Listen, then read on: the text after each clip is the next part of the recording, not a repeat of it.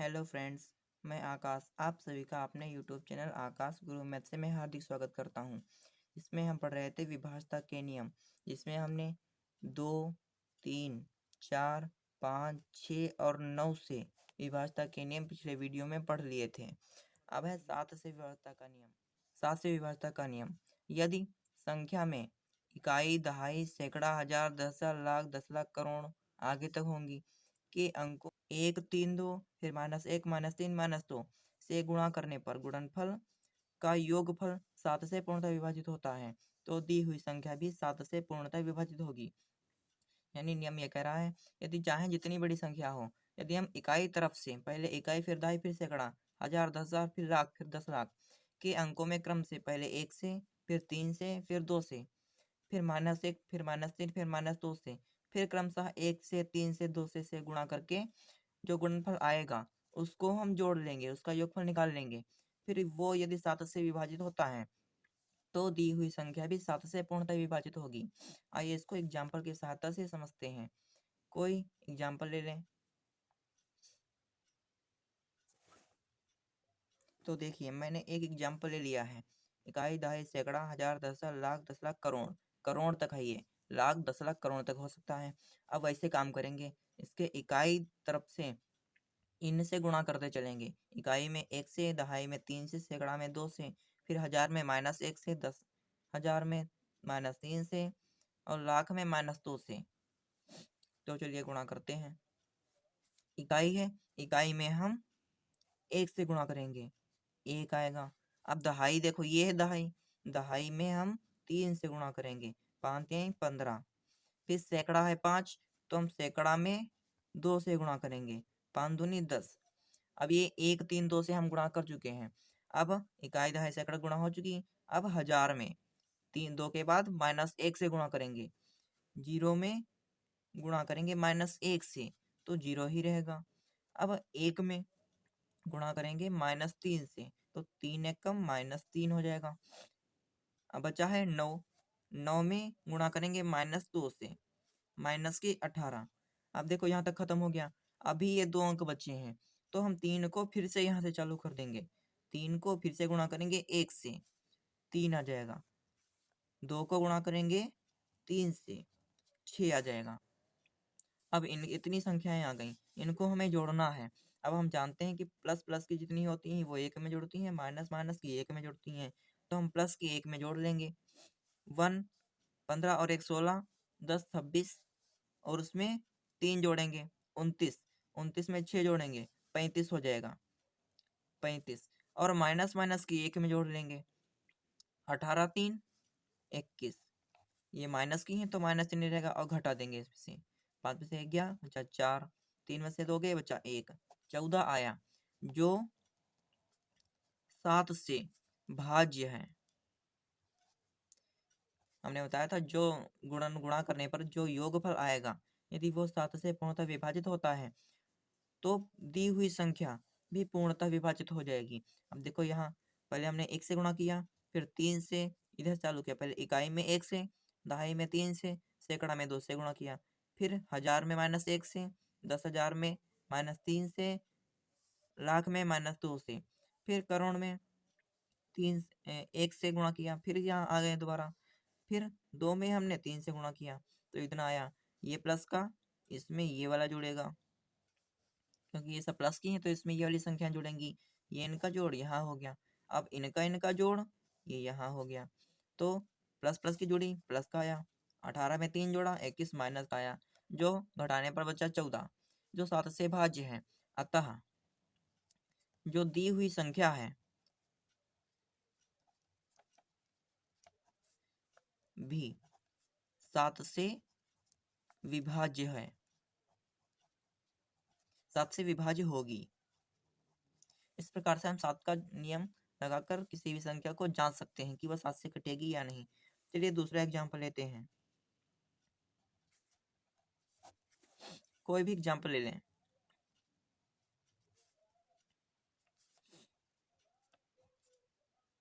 इतना बड़ा एग्जाम्पल ले लिया हमने, ठीक। ये भी 1, 2, 3, 4, 5, 6, 7, 8 का है, ये भी 8 अंकों का था।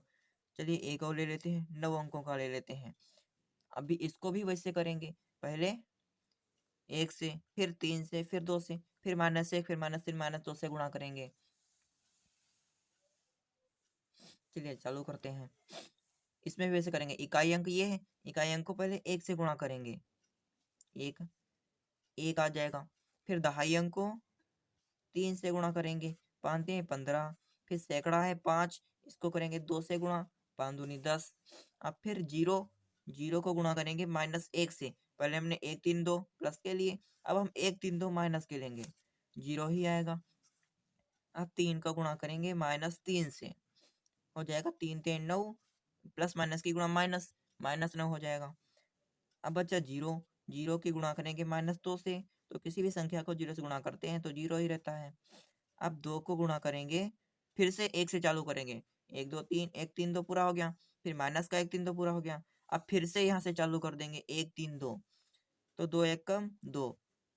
5 को गुणा करेंगे 1 के बाद 3, 5 3 15 हो जाएगा।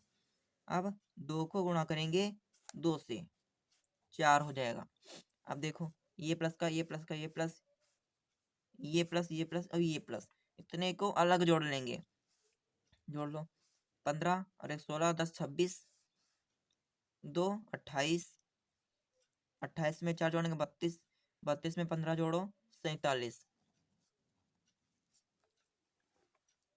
अब देखिए इनका योग जो है वो 47 आया। अब इसमें माइनस वालों को जोड़ लेंगे, माइनस वाला खाली एक का ही है 9, तो माइनस वाला एक का ही है, तो इसमें से ये घट जाएगा, क्योंकि प्लस वालों को जोड़ा तो प्लस आया।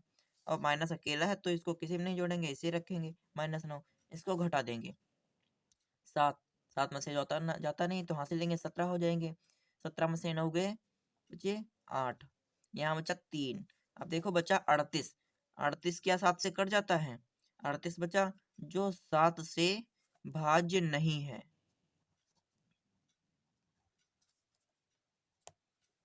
जो 7 से भाज्य नहीं है।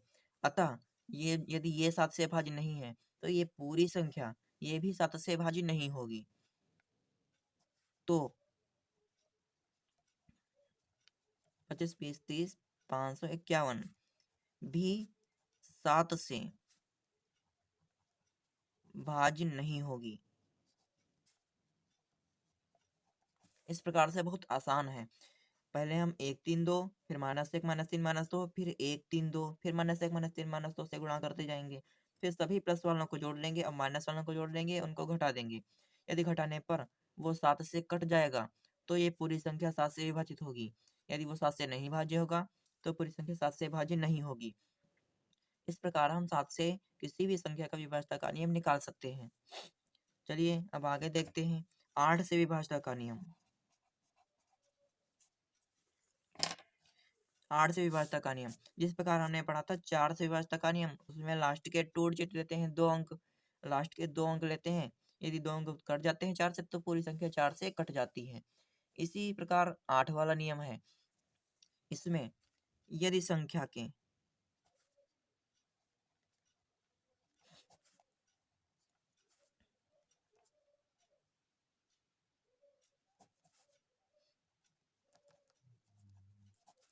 यदि संख्या के अंतिम 3 अंक, 4 वाले में अंतिम 2 अंक लेते थे, 8 वाले में अंतिम 3 अंक लेंगे। अंतिम 3 अंक 8 से भाज्य हैं, तो पूरी संख्या पूरी संख्या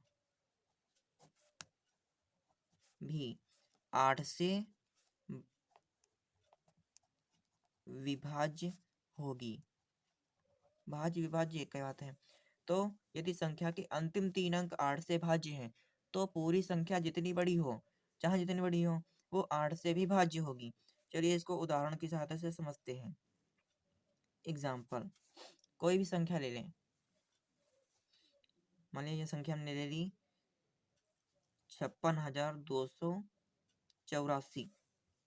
ये हमने संख्या ले ली। अब देखो 56,200 हमने ले ली। अब ये इतनी बड़ी है, तो हम पूरी संख्या को भाग नहीं करेंगे। हम इसके लास्ट 3 अंक यानी अंतिम 3 अंक देखेंगे। अंतिम 3 अंक कौन है? 284। 284 क्या ये 8 से कटता है? चेक करो। 8 से इसको काट के देखेंगे। 8 कम 8 8 24 बचे 4। 44 से नहीं कटता है ये 8 से। ये 8 से नहीं कटता है तो यहाँ लिखेंगे 284 8 से भाज्य नहीं है। 284 8 से भाज्य नहीं है। लास्ट के 3 अंक हैं जो 8 से नहीं कट रहे हैं। अतः ये पूरी संख्या जो है 56,284 भी 8 से भाज्य नहीं होगी।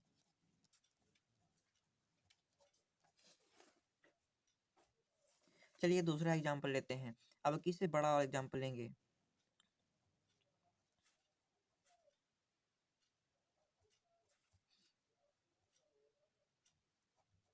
ये हमने एग्जाम्पल ले लिया। चाहे छोटा हो चाहे बड़ा हो, सभी में हम लास्ट के 3 डिजिट देखेंगे। यानी पीछे के 3 अंक देखेंगे। पीछे के 3 अंक कटते हैं 8 से कि नहीं कटते हैं? तो यहाँ काट के देखेंगे। 864 इसको काट लो चाहे 8 से भाग कर लो। ठीक, तो कर दो। 8 कम 8 8 कम 8। अब 6 नहीं कटता तो भी इसमें 0 बढ़ाएंगे। फिर 8 अठाए 64। देखो कट गया 8 से। ये 8 से 64 पूरा विभाजित हो गया। क्या आया? 108। हमने क्या बताया था? जब लास्ट के 3 अंक 8 से भाज्य होंगे तो पूरी संख्या भी 8 से विभाज्य हो जाएगी। अब देखो यहाँ पर लिख देंगे 864 8 से भाज्य है।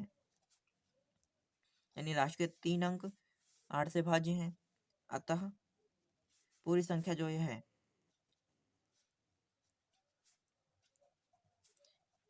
भी 8 से भाज्य होगी। ये 8 वाला नियम हो गया। 4 और 8 वाले एक ही जैसे नियम होते हैं। ठीक, 8 से विभाज्यता का नियम क्या है? यदि संख्या के 3 अंक लास्ट के 3 अंक इकाई दहाई सैकड़ा 8 से भाज्य हैं तो पूरी संख्या भी 8 से विभाज्य होगी। यदि देख एग्जाम्पल देखा हमने 284। 284 8 से नहीं कटता है तो 56,284 भी 8 से नहीं कटेगा, यानी भाज्य नहीं होगा। दूसरा एग्जाम्पल 2,48,52,864। इसमें भी 3 अंक लेंगे। पीछे के 3 अंक लेंगे। 864 8 से विभाज्य नहीं है। अतः 864 8 से भाज्य है। अतः 2,48,52,864 भी 8 से भाज्य होगी। चलिए देखते हैं 10 से विभाज्यता का नियम। अब 10 से विभाज्यता का नियम बहुत सरल है। इसमें भी यदि संख्या का इकाई अंक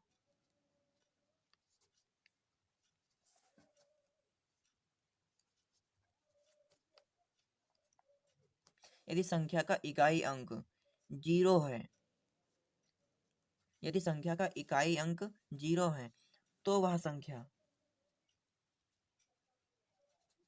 10 से विभाज्य होगी।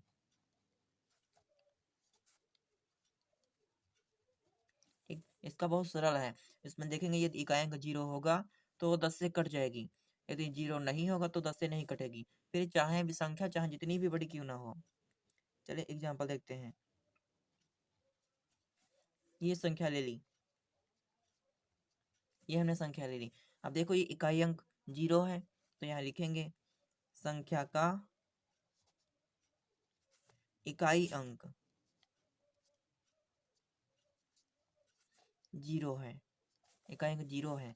अतः संख्या ये जितनी दी है 67,030 भी 10 से विभाज्य होगी। चेक कर लेते हैं इसको। 10 से विभाजित कब होती है? जब वो पूरा पूरा कट जाता है। चलिए इससे हम 10 से भाग करके देखते हैं।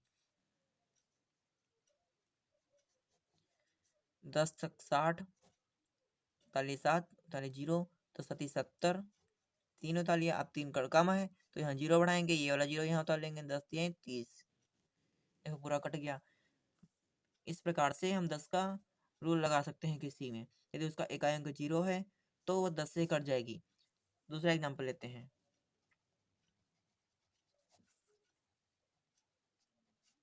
ये हमने एग्जाम्पल ले लिया। अब देखो इसका इकाई अंक 0 नहीं है, तो यहाँ लिखेंगे संख्या का इकाई अंक 0 नहीं है, अतः 2732 2732 10 से विभाजित नहीं होगी।